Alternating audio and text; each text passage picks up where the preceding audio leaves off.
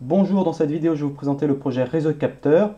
L'idée est la suivante, on a trois cartes dont le rôle est de rapatrier les données d'un ou de plusieurs capteurs et ensuite d'envoyer ça sur un bus de terrain qui est ici le bus CAN à destination du PC sur lequel on va afficher les valeurs mesurées.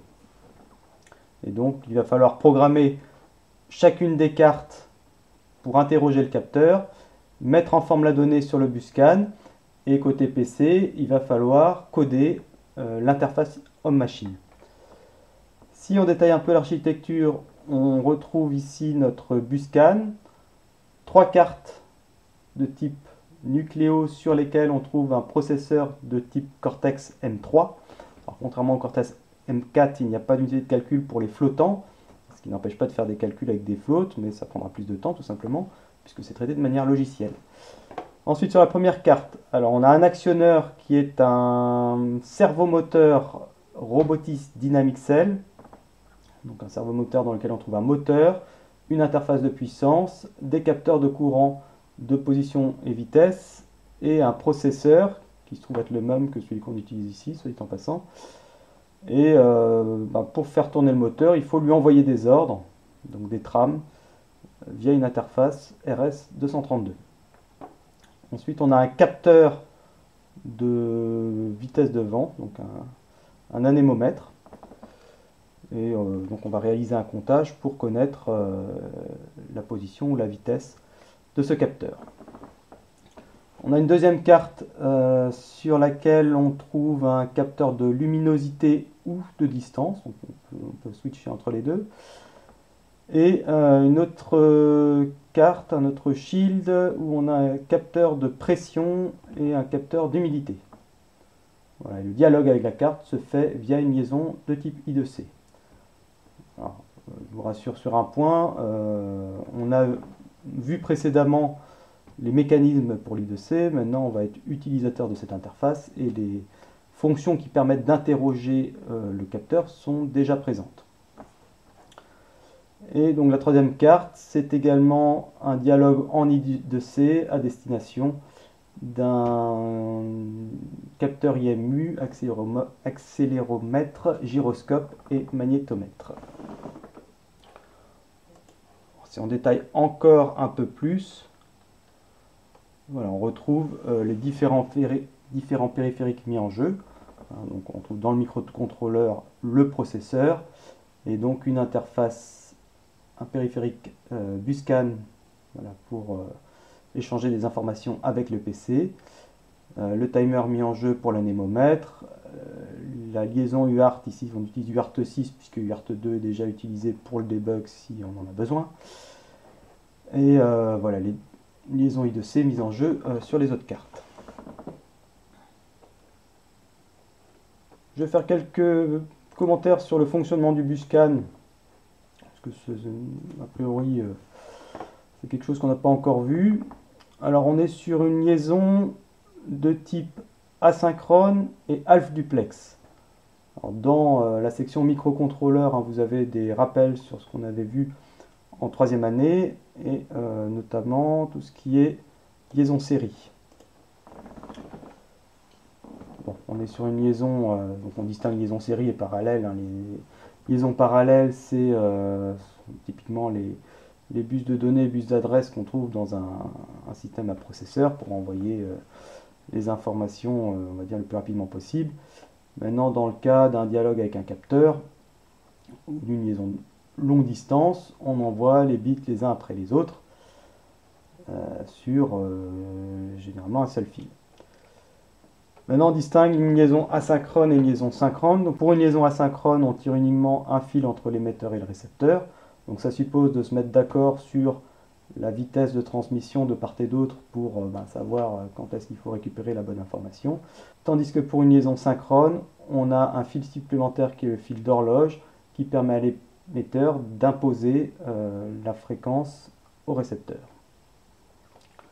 Voilà. Et dès lors que pour une liaison asynchrone, on voit apparaître le passage de l'état de repos 1 à 0, on a un bit de start et à partir de là, on va régulièrement relever chacun des bits avec à la fréquence qui a été réglée sur les récepteurs. Une autre caractéristique des liaisons série, c'est est-ce qu'elle est half duplex ou full duplex. Donc half duplex, ça veut dire qu'on a un seul fil et on peut soit envoyer, soit recevoir, mais pas faire les deux à la fois. Et pour une liaison full duplex, on a deux supports de communication pour envoyer et recevoir en même temps. Alors, on revient sur le buscan. Donc le buscan est une liaison asynchrone et half duplex. Alors concernant le format des trames, donc l'état de repos C1, on passe à 0 quand on veut envoyer une trame, donc au bit de start. Ensuite, on a le champ identifiant. C'est l'identifiant de l'émetteur. Donc en gros, on envoie quelque chose sur le réseau. Et donc l'identifiant permet à celui qui est intéressé de récupérer ou pas la trame qui circule. Donc ensuite, on a un champ de contrôle dans lequel on définit la taille du champ de données, et ce champ de données en vert peut aller jusqu'à 8 octets. Ensuite, on a un champ CRC, donc à mesure qu'on envoie la trame, on réalise un calcul. Ce résultat de calcul est placé dans le champ CRC. À la réception, on réalise le même calcul, donc on parlait de CRC, ce qui permet de détecter et même de corriger d'éventuelles erreurs de transmission. Ensuite, il y a un champ d'acquittement, donc tout message envoyé sur le buscan a vocation à être reçu quand même par quelqu'un. Donc s'il n'y a pas d'acquittement, il y a un problème, donc il y a génération d'une trame d'erreur. Alors concernant l'arbitrage, on est sur une liaison de type CSMA-CD, donc on écoute, en gros si la voie est libre, si on peut émettre. Et il se trouve que voilà, si on a quelque chose qui est en train d'être émis, il peut y avoir plusieurs nœuds branchés sur le même réseau qui veulent émettre en même temps.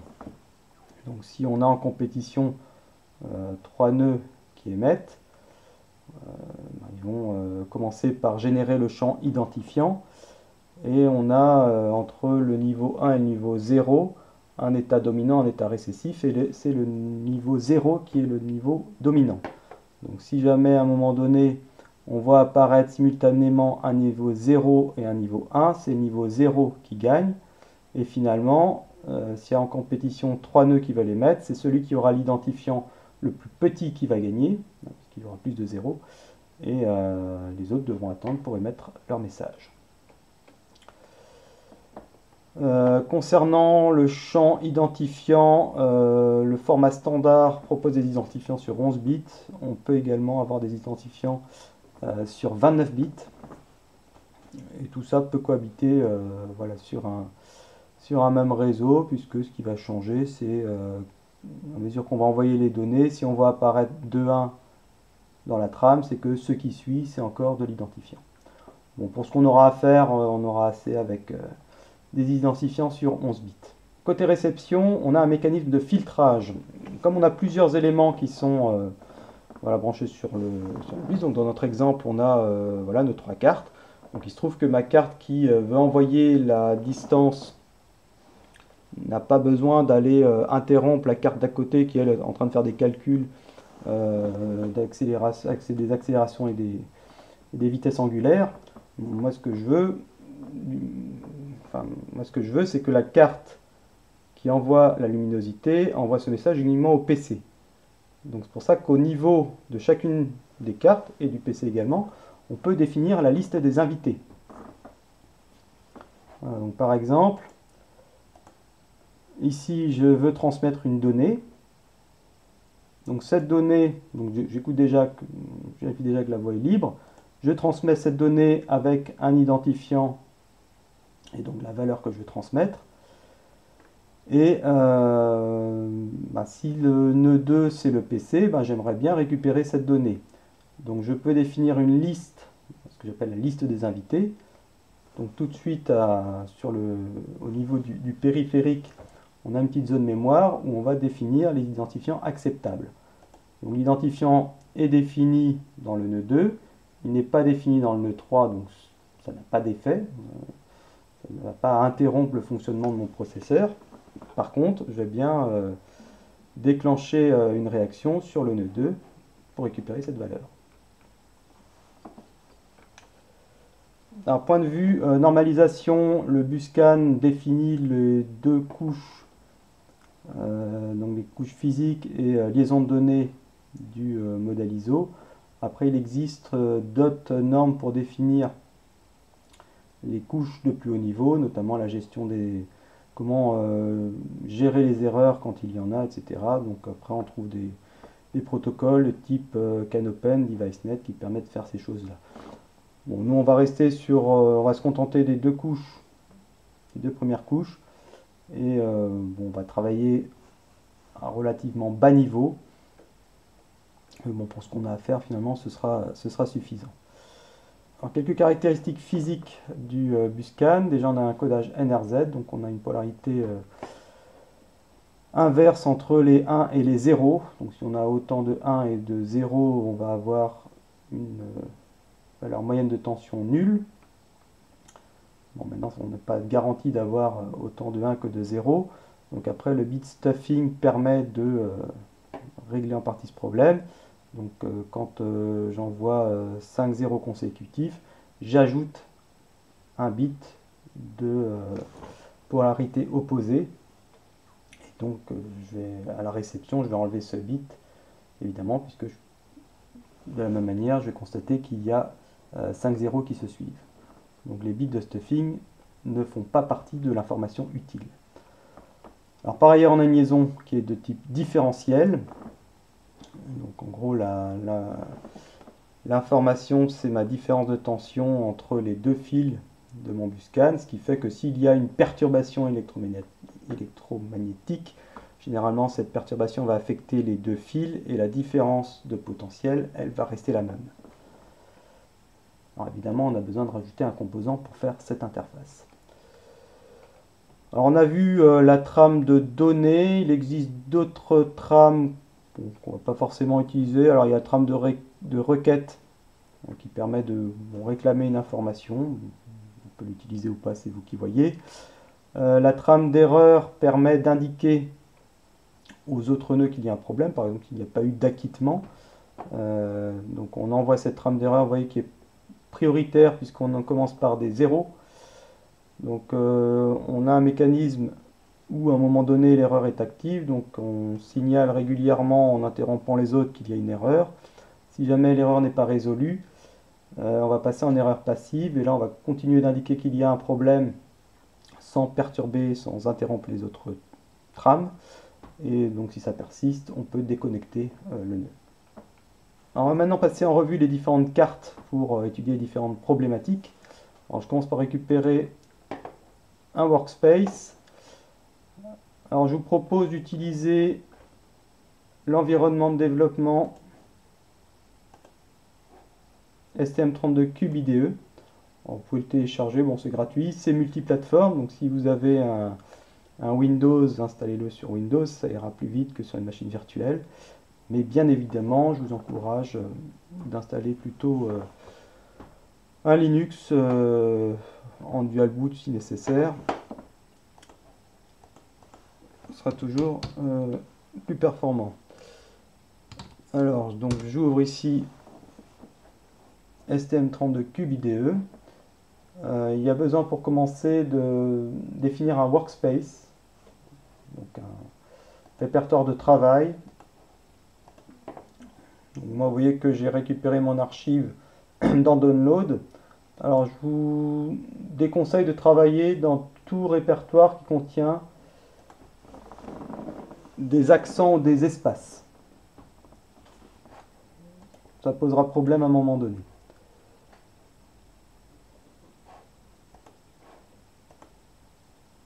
Voilà, donc je vais aller chercher, donc moi dans Download, a priori ça ne pose pas de problème. Donc je m'arrête ici à Workspace. Voilà, vérifiez bien ça, c'est important. Et normalement, quand j'ouvre mon logiciel, je me retrouve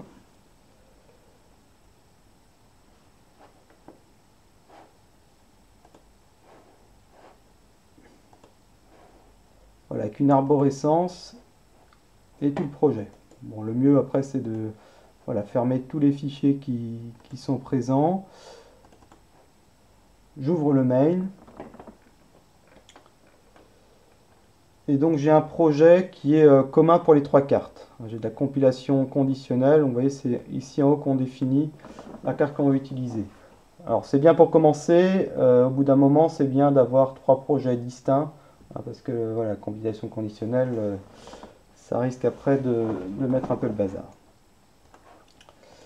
Bon, je vais prendre la première carte qui est celle avec le capteur de luminosité ou de distance, donc la VL6180X. Si je reviens sur réseau de capteurs, ça va être celle-là. Donc on est sur l'I2C, bon, vous avez toutes les docs qui sont là. Donc si on jette un petit coup d'œil au main, donc on a le all init. Bon, on va faire un tour dans la configuration des broches. La configuration des broches, elle se fait ici dans MSP. Et ensuite on a la configuration de UART2, c'est si on veut faire un petit printf en passant. UART3, ça doit être pour le moteur. I2C, donc on va utiliser le périphérique I2C1. Le hold delay permet de faire une petite temporisation. Et là, on a la configuration du capteur. Alors, je ne vous cache pas que j'ai été chercher la bibliothèque de chez STMicroelectronics qui construit le capteur. Et donc, à partir de là, on a des fonctions qui, normalement, voilà, fonctionnent à peu près. Ensuite, on a configuration du buscan côté microcontrôleur. Voilà, un CAN init. On définit, on a vu le filtre, la liste des invités, si jamais on veut accepter ou pas certaines trames. Après, on retrouve ici, on définit dans une structure la trame qu'on veut envoyer, donc avec le champ identifiant, le champ donné et la taille du champ de données. Est-ce qu'on a un identifiant de type standard ou étendu? Pareil, on précise ici. Et on va faire un can write déjà pour vérifier. Alors je vais me brancher, on va tester. Donc quand je me branche sur la carte Nucléo, j'ai à la fois l'interface de debug. Hein, sur la carte blanche, hein, vous avez un premier pros qui permet de faire l'interface, donc une interface JTAG pour faire le chargement du code et le point d'oreille, l'observation des registres et de la mémoire. Et ensuite vous avez le processeur qui est un peu plus loin sur la carte. Et en plus de ça, par ce même câble USB, on a également une interface UART.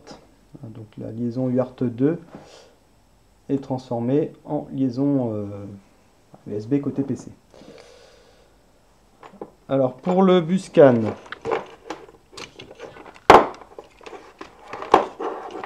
donc je vais devoir côté PC mettre un adaptateur, donc un adaptateur buscan USB.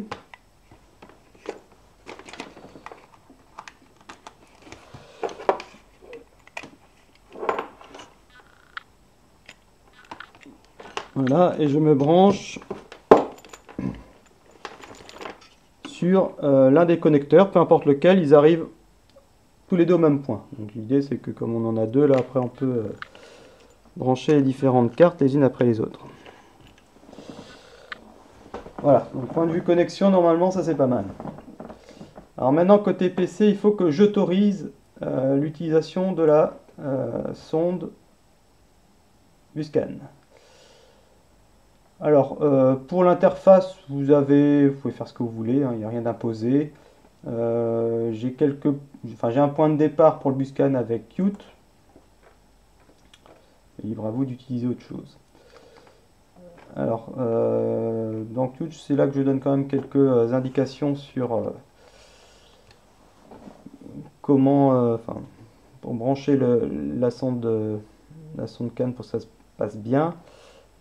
Donc elle est vue comme une interface réseau. Quand je tape if config, je vois la liste. Je vois ici l'interface Wi-Fi, l'interface Ethernet, elle est là. Bon. Et donc si je rajoute ici une commande, je vais rajouter l'interface du scan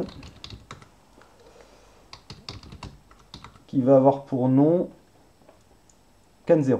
Voilà, là. Donc ça, il faut que je le fasse à chaque fois que je branche la sonde. Donc, je ne vais pas passer mon temps à la brancher, à la débrancher, mais simplement, voilà, pensez-y quand vous la branchez la première fois, à exécuter, alors non pas la commande avec sudo iplink, parce que vous n'avez pas les droits administrateurs, vous allez simplement taper ip7can, et donc là, il y a un petit programme qui permet d'aller réaliser cette commande. Voilà, donc maintenant CAN0 est connu. J'ai des petits utilitaires en ligne de commande. Alors c'est CanDump qui est pas mal. Voilà, donc je fais référence au nom que j'ai donné à mon buscan. Et bon, là j'ai un programme qui devait tourner là par défaut dans ma carte qui a l'air déjà d'envoyer des choses. Bon, nous on va prendre maintenant le programme de base, donc je compile. Donc vous voyez que je fais appel au compilateur GCC, donc le STM32Cube n'est rien d'autre que le logiciel Eclipse arrangé.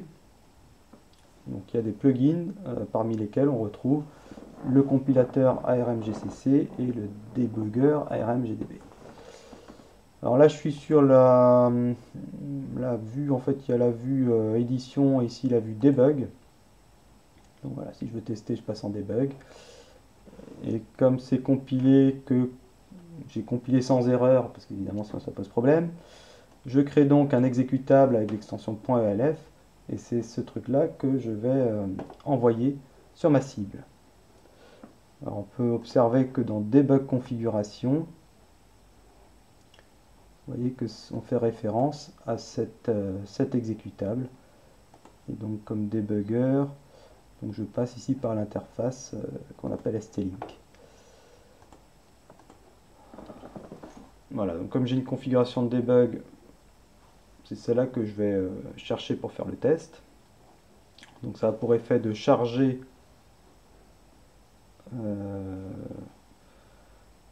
dans la cible le programme. Et donc si je lance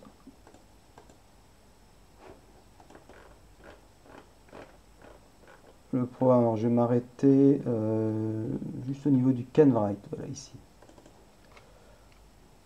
Donc raccourci, donc mettre un point d'arrêt, c'est double-clic.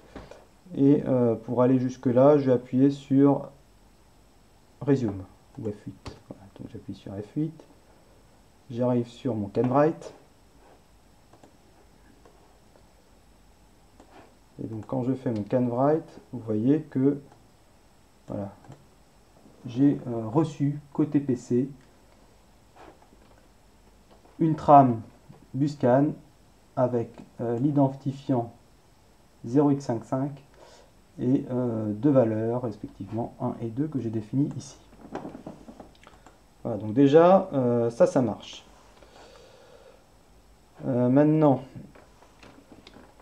donc je vous l'ai dit, hein, j'ai pris les programmes de chez ST, donc dans VL6180X Step. Alors dans Eclipse, ce qui est pratique, c'est quand j'appuie sur F3, je peux aller naviguer dans les différentes définitions des fonctions.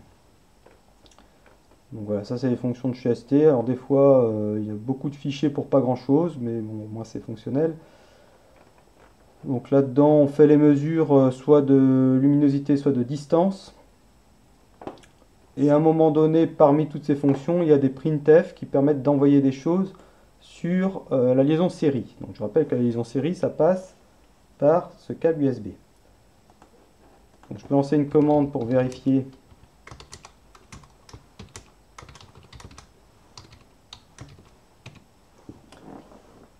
qu'il y a bien quelque chose qui est reçu. Donc soit GTK terme, soit Minicom, soit un autre terminal série. Donc, Minicom ici grand D. Je fais référence def-tty-acm0 dès lors que j'ai branché ma carte, il y a ce fichier qui s'est créé. Donc c'est comme ça qu'on fait référence à la liaison série. Et donc là effectivement j'ai une mesure de luminosité. Donc si j'oriente un peu plus vers la fenêtre, voilà, j'ai une valeur qui est plus grande. Et donc si je switch ici le bouton rouge, j'ai une mesure de distance. Voilà, la mesure s'arrête si jamais je suis hors intervalle. Et donc si j'appuie sur le bouton bleu, voilà, je peux aller mesurer des distances un peu plus grandes. Voilà, donc c'est un capteur laser assez précis. Donc tout ça, ça marche. Donc maintenant, la problématique pour cette carte, c'est que j'envoie des choses sur ma liaison UART, mais le problème c'est d'envoyer cette même mesure sur le Buscan. Voilà, donc il faut simplement vérifier où est cette mesure et la mettre en forme dans une trame. Alors après, je peux vous montrer quand même où se déroule le printf. Il est dans VS6180Xlib. Voilà, quand on écrivait lum de point, ben, ça se passe ici, c'est une fonction printf allégée, terme printf, et donc la valeur de luminosité, c'est als.lux. Et donc als.lux est de type VL61 LSData, et donc lux c'est un UIN32. Voilà, donc on a une mesure de luminosité qui est sur 32 bits. Alors, il faudra faire attention que quand on envoie une valeur, les valeurs elles sont sur 8 bits. Hein, si on regarde la structure TX message, voilà, on a des unsigned chars, donc on a un tableau au maximum de 8 octets.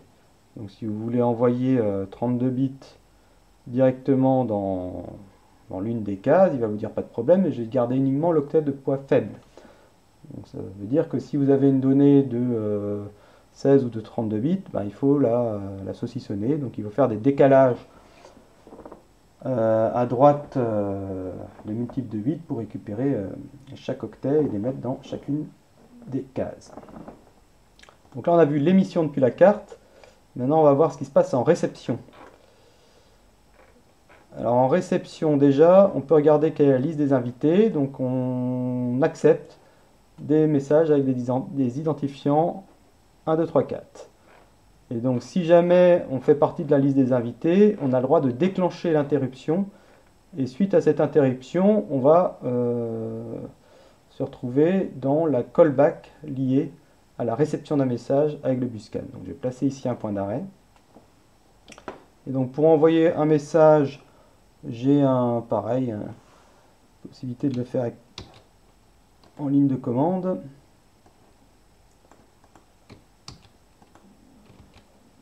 Donc là j'envoie un message avec l'identifiant 5, ça ne fait pas partie de la liste des invités.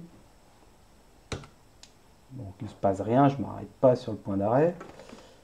Et maintenant si je mets l'identifiant 4, tac, là, voilà, je m'arrête bien dans can callback. Et donc quand j'exécute can read, je mets à jour ma structure message read. Voilà, que j'observe ici. Alors, pour observer des variables, hein, soit vous faites vous avez une fenêtre variable, ou quand vous faites Windows Show View, vous avez également expression. Là, vous tapez le nom de la variable, et puis pareil, ça va l'afficher. Alors, bien évidemment, il faut être arrêté pour observer une variable. Donc, vous mettre un point d'arrêt, ou mettre pause, peu importe. Et donc, dans les données qui ont été reçues, l'identifiant, c'est bien l'identifiant 4. Et si je mets ça en hexa, je retrouve un 1, 2, 2, 3, 3. Donc c'est ce qui avait été envoyé ici en ligne de commande. Donc, vous voyez que vous avez quand même un point de départ où votre programme permet d'envoyer et de recevoir des messages via le Buscan. Voilà, donc pour cette carte-là, la mesure de luminosité distance est déjà faite finalement. De toute façon, c'était déjà présent. Il n'y a pas pour long pour récupérer les fonctions correspondantes. Bon, maintenant, la problématique, ça va être simplement de prendre la valeur mesurée et de l'envoyer sur le Buscan. Donc une petite mise en forme à faire. Et il faudra également, depuis votre interface, pouvoir commuter entre mesure de distance et mesure de luminosité. Donc non plus le faire avec l'interrupteur, le commutateur plutôt présent sur la carte, mais il faudra le faire sur un bouton qui sera présent sur votre interface. Sur cette même carte, on a également une carte IKS 0112, donc c'est la carte qui est les deux cartes qui sont superposées, donc c'est celle qui est en dessous. Et c'est là où vous avez le capteur de pression et d'humidité. Alors il n'y a rien dans le projet de base qui parle de ces capteurs-là. Maintenant, ces capteurs sont utilisés dans d'autres projets.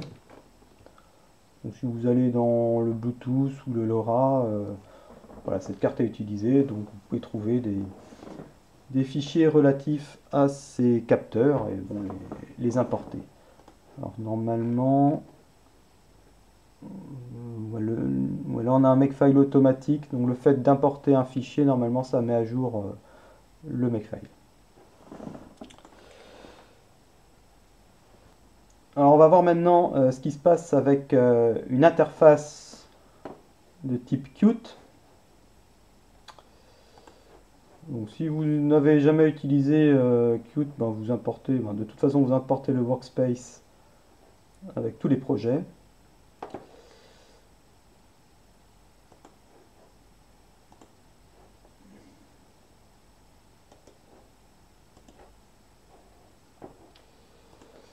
Et donc je vais ouvrir Qt Creator. Vous pouvez le taper dans un terminal de toute façon.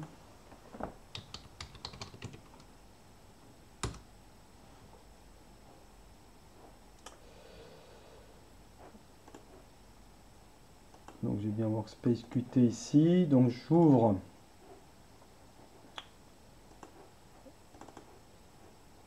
le projet ici. Bon, je vais directement ouvrir le projet sur le Buscan. Donc les projets précédents, c'est des projets un peu plus basiques pour comprendre un petit peu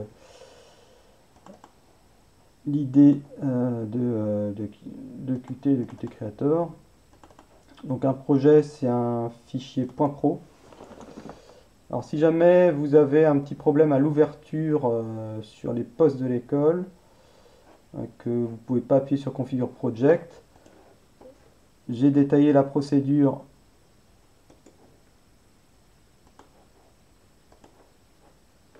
voilà, ici en ligne. Bon, c'est juste un fichier qui est le fichier appelé pour déterminer la version de Qt. Donc ici c'est Qt5 n'est pas le bon, et puis bon, quand on fait une mise à jour, de toute façon il est à chaque fois la modif est à chaque fois écrasée. Donc bon, voilà, à défaut de mieux, je vous propose cette procédure. Si vous installez Qt Creator, vous risquez d'avoir la version de Qt Creator pour Qt6. Bon, il y a éventuellement quelques petites différences, mais c'est pas bien méchant. Donc je suis resté à la version Qt5 parce que c'est la version qui est présente dans les dépôts officiels. Alors en gros, on a un main. Dans le main, on lance l'affichage de la fenêtre. Et donc, bon, c'est du C++, hein, voilà. Donc, pensez à vérifier ce que vous avez également dans les points H. Et donc la gestion du Buscan, elle est faite en tout cas sous Linux au niveau du noyau. Donc il n'y a pas de driver supplémentaire à installer. Et on utilise socketCan, donc les fonctions socketCan, avec Qt.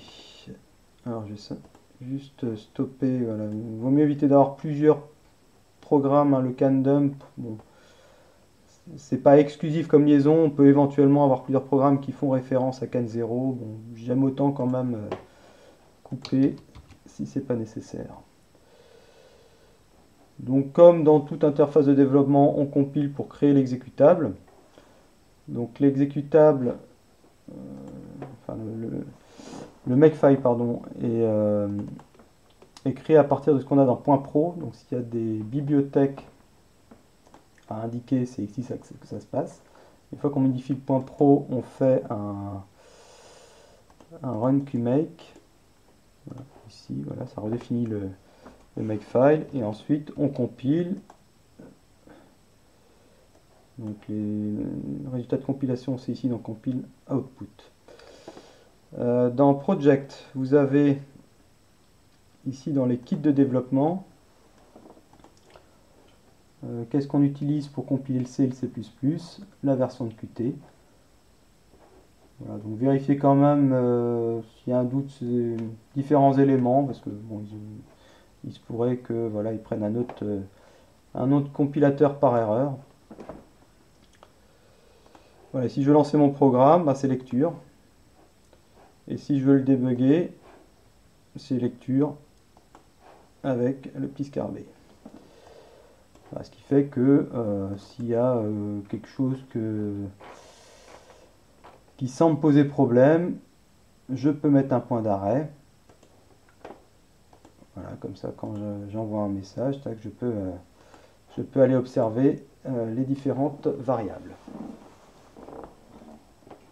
Voilà, donc on a vraiment accès à tout. Donc pensez évidemment, vous avez, comme pour Eclipse, on peut tout voir, on peut voir toutes les variables. De la même manière, on peut voir toutes les variables avec Qt. Si vous avez un problème, pensez déjà à faire ces vérifications élémentaires hein, avant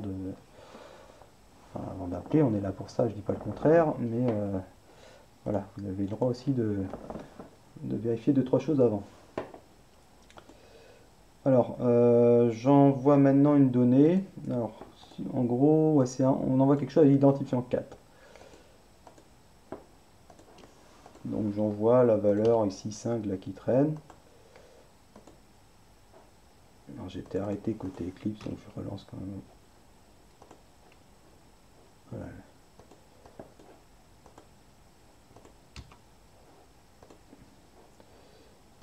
Alors, si j'envoie ici 8, hop, je reçois à chaque fois un message en retour avec n+1. Parce qu'effectivement, si on regarde ce qu'on a dans le can callback, on a le can read du message, et ensuite on fait n+1 sur chacune des données.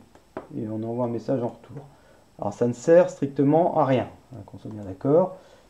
C'est juste un exemple. Mais bon, vous voyez que voilà, on a un point de départ en Qt pour envoyer et recevoir des trames. Et voilà, pareil, de l'autre côté, ça peut envoyer et recevoir de la même manière.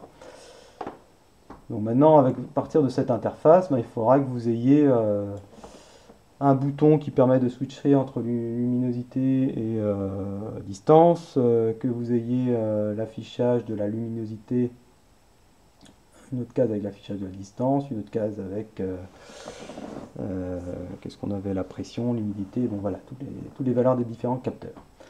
Alors si on regarde maintenant les autres cartes, on a celle avec le moteur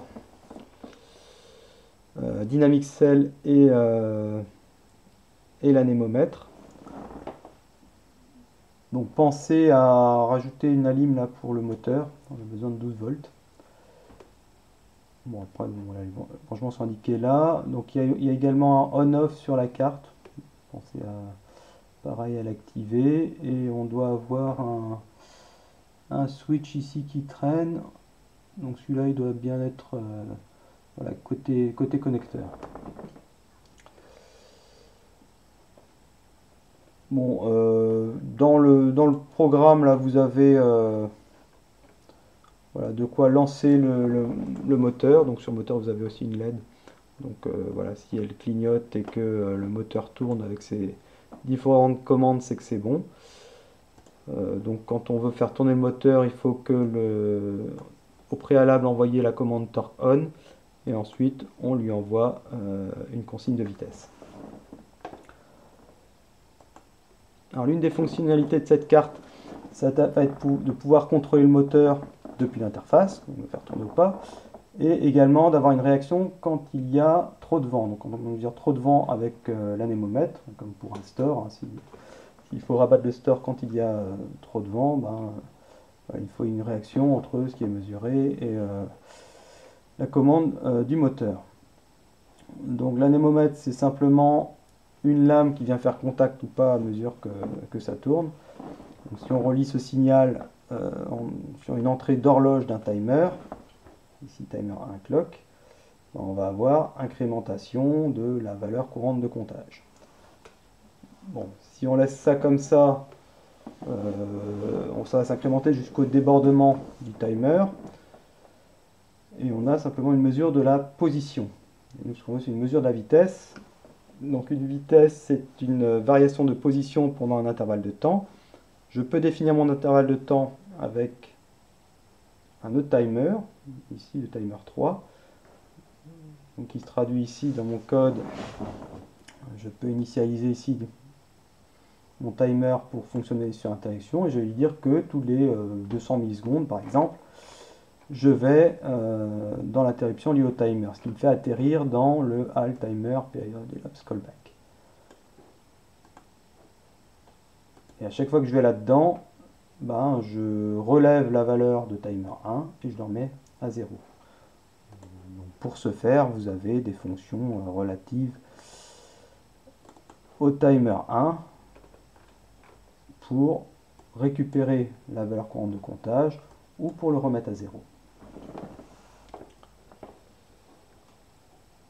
On en vient à la troisième carte avec un capteur MPU 9250 dans lequel il y a un accéléromètre, un gyroscope et un magnétomètre.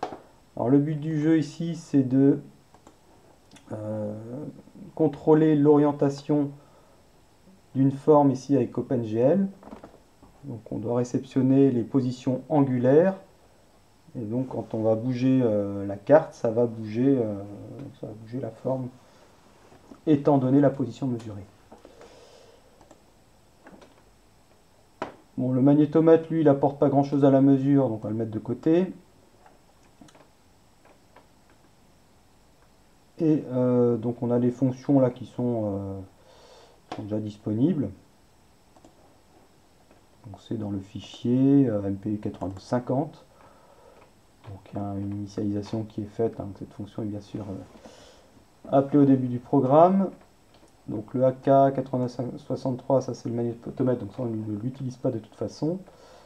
Si on veut vérifier que le capteur répond, on a une fonction WAMI, c'est toujours bien de l'appeler celle-là pour vérifier que le bus I2C se porte bien. Donc à ce sujet, si vous constatez un comportement bizarre des cartes, première chose à faire, on débranche, on rebranche. Un bon reset, ça règle 90% des problèmes. Après, il peut y avoir d'autres soucis, mais voilà, pensez quand même à faire ça. Et voilà, pour l'I2C, la première des vérifications, c'est d'aller interroger un registre dans lequel on a voilà, une valeur non nulle et on vérifie que ça répond bien. Alors, vous avez une fonction step ici qui permet de récupérer à la fois les accélérations et les vitesses. Sur les vitesses, on peut soustraire les valeurs mesurées à l'initialisation. L'initialisation, on réalise sans mesure, on fait la moyenne et on peut soustraire ça. Maintenant, si vous voulez récupérer les valeurs, il va falloir modifier un petit peu la fonction pour placer les résultats dans un tableau. Et sinon, vous avez d'autres fonctions ici pour mesurer soit les accélérations, soit les vitesses. Donc, soit vous utilisez ces deux fonctions, soit vous utilisez cette fonction-là que vous allez un petit peu modifier pour retourner les valeurs. Voilà, donc on récupère des valeurs entre moins 4G plus 4G, donc ça c'est défini dans la configuration. Et pour les accélérations, voilà, on a full scale 4G, donc bon, on pourrait mettre autre chose, hein, c'est arbitraire. Maintenant, comme on va faire des calculs pour en déduire des positions, il faut se mettre d'accord sur les unités. Donc, comme on mesure des valeurs sur 16 bits, bah, il faut transformer ces valeurs entières sur 16 bits en valeurs dans la bonne unité. C'est pour ça qu'on va appliquer un gain pour obtenir, concernant les accélérations, une valeur en G. Et côté gyroscope, c'est pareil, on est entre 1000 degrés par seconde, et entre moins 1000 et plus 1000 degrés par seconde, donc il va falloir transformer ça en radians par seconde. Donc, bien évidemment, faites attention que le résultat de votre calcul soit en float, soit vous raisonnez en virgule fixe, mais bon, ça va être plus simple de raisonner en float. Et voilà, on part d'un entier qu'on casse en float et on fait les calculs correspondants. Alors concernant les traitements des données, donc on pourrait se dire, on a des vitesses, donc si on les intègre, ça me fait des positions, et puis c'est bon, j'ai mes positions angulaires, et je peux orienter la forme. Alors, théoriquement c'est vrai, dans les faits, on a un problème que la mesure de vitesse a tendance à dériver. Donc si vous faites ça, bon, vous verrez que votre espèce de tarte là, elle va commencer à bouger quand bien même votre carte est restée à la même place. Donc il y a déjà ce premier problème. Donc si on prend les accélérations et qu'on intègre deux fois, cette fois c'est pas un problème de dérive, mais c'est un problème de bruit. Les valeurs sont pas très stables, donc c'est pas terrible. Donc ce qu'on va faire, c'est qu'on va combiner les deux.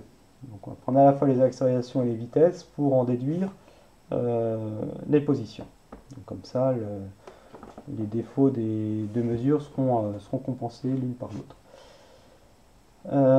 Autre problème lié cette fois au fait qu'on est en 3D. Donc la 3D c'est pas 2D plus 1, c'est plus compliqué que ça. Si on cherche à exprimer une position avec trois angles, bah, supposons que ma forme se mette à la verticale, donc je vais venir confondre deux angles. Donc après, si je bouge ma forme et j'essaie de revenir à la position initiale, bah, il y a de fortes chances que je me sois perdu.